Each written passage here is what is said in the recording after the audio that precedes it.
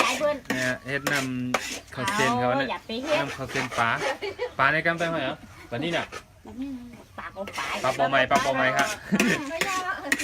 อันนี้เป็นผักหมี่โคผักหมี่มีออกแซงอองเขาเนี่ยโอเคนะยูมินค่ะเฮ้ยเอาลูกเป็นช้างเห็นโคได้เนาะอันนี้เฮ็ดเป็นเฮ็ดเล่งนะปล่อยไม่ห้อยครับคุณทองปล่อยครับเจ๊เนาะอาบเลินร้านคือเนาลูกเดินร้านฮะไปเนาผีไปอันนั้นกูพ่อมีกันในเฮ็ดน้ำเส้นเลยอันนี้เขาก็มีทำกันนะน้ำแมวนั่นน้ำกูเน่าตัวแมวมากเลยทั้งแล้วปั้นหอมนี่กันเหรอเอาปั้นหอมนี่นะคะปั้นนี่เนี่ยมันหอมกันแล้วแต่ปลาต้มเนื้ออะไรเนื้อ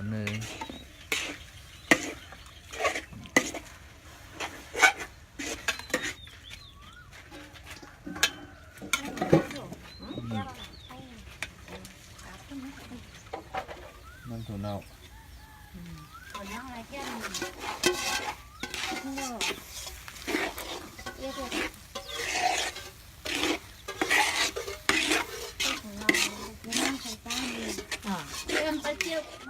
โอ้เนื้อปลาครับเอาข้าวหมี่กระด้างลูกแล้วก็หั่นข้าวหมี่ขาวนี่แหละน้ำแม่น้ำโมเนี่ยฟองน้ำยากวนเดียวหนาแล้วเนี่ยนั่นนี่ได้กวนนะกลางใหญ่อยู่กลางแบบนี้ใส่หัวเลยอ่ะเล่นอยู่ลูกมอน้ำแบบเขาเสร็จแล้วมอนั่นกันเอาน้ำใหม่ก็เลยอย่างก็ดีจ้ะเป็นทุกคนอ่ะจังเนยจังกันไหนคุยกันน้ำฝนจะใส่ไว้อยู่เนาะน้ำเป็น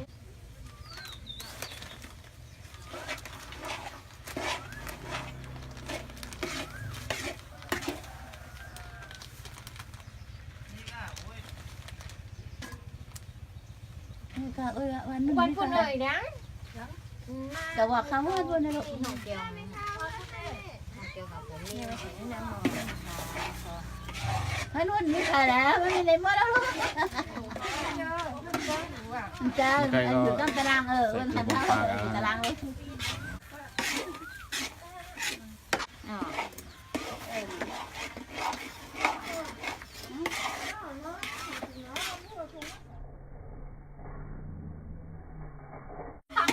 เนี่ยปีไอครับวันนี้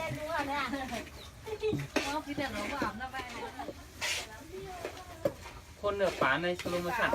คนเลยอย่างผสมอ่ะข้าวอันพอกตัวหูอยู่นะถูกว่าทั้งนั้นปกติวันนี้พอกตัวหูอยู่ที่ท่าสุกกูมองลำเขาว่าได้ใจวิธีใจเหรอเต่าตาเต่าหรือขี้เท่า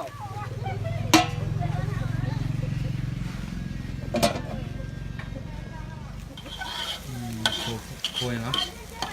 โคยหมี่หอมเลยเค็มตั้งใจก่อน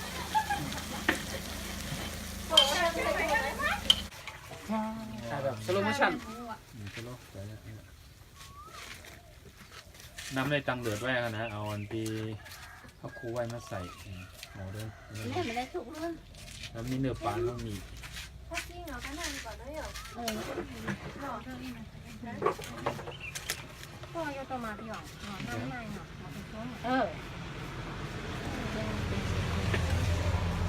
ผู้รู้ก่อนรอดความมันจะนี่ครัวหอมนั่นเสร็จแล้วเนาะนี่เป็นเนื้อปลาแล้วพังหมี่นี่คู่ไว้เอาไว้เนื้อกลางอ่ะนะไว้ตั้งใจอ่ะกินอะไรของหอมแขกนี่เลย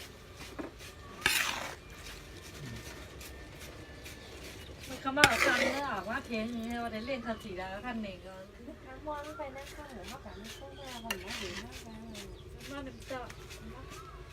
ถ้าคำว่าทำคือได้มันบอกค่ะเขาว่า เมียวเมื่อวานมันจะกินไม่เคยมารอเนอะอันนี้มันเป็นอะไรวะ ตัวเล็กน้อยเด็กขึ้นมา พ่อตา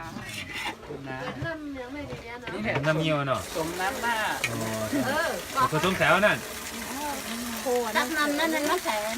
โคตรรู้หนังแถวเนาะ ผสม มะเขือเทศนะฮะ เอามากระโชกในไปเนี่ย ก็นำตั้งโต๊ะทิศทางฮะแซมอน ตั้งก่อนตั้งปัก ทางกระแทงตั้งนะลุงเนี่ยกันลุงดีใส่กับโมเข้ม ใส่ยางก็ไม่ ใส่สดๆเลยนะครับเป็นเนื้อสดๆแล้วก็เข้มเลย ยังไม่ยืดสายแล้วก็กิน นั่นลูก มาใส่หลังเมา นั่นก็เค็ม กำป้องพันอีเบิ้ลบ่ใส่น้ำมันก กินปิ้งไงกินปิ้งไงทุกอย่างใช้ทางจ้อนี้เลยนะว่าเอาแค่มาตัวที่ไหน นี่เป็นผักชีครับมีซอยซอยผักชี โอ้โหใหญ่ขนาดนี้อืม มีสีก็คือจะร้องเลยนะมีสีคือจะร้องจะใส่กันไหม ก็ถอยหน่อย con sảy họ ép cái lắp này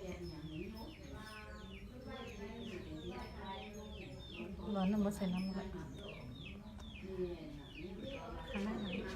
cái mẹ thì cả sảy nấm hả đây là nấm ไม่อยากให้ใส่นะคะผมน้ำหนึ่งข้าง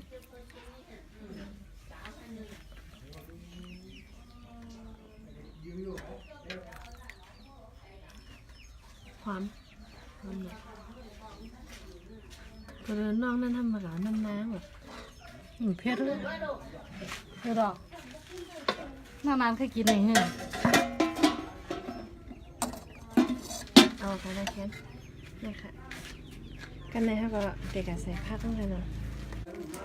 นี่ค่ะอันนี้ก็ผักกาดรวมผักกีน้องนั่นใส่ก็ได้กูกินแล้วก็เมี่ยงค่ะงา พิมเจียวความ หมี่ ขาว โคค่ะความขาวโคงาหมี่โค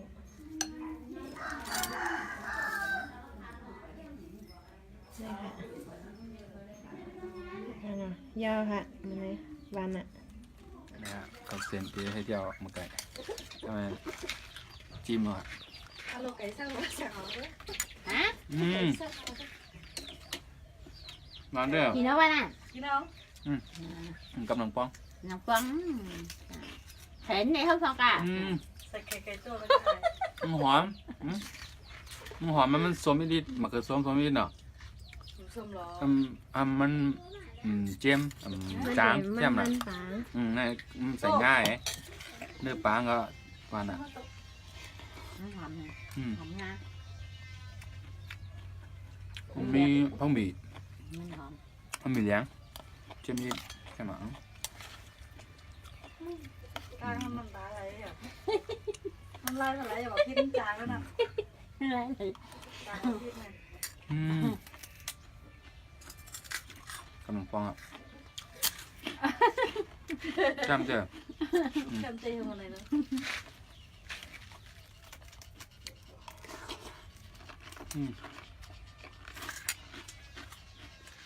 คนเฮ็ดดีเนาะหวานนะ ข้าวกล่องห้าไทย จางอะไรคะก็น่ะ ตั้งบนเฮ็ดนะหวานฮะข้าวเส้นน้ำปลา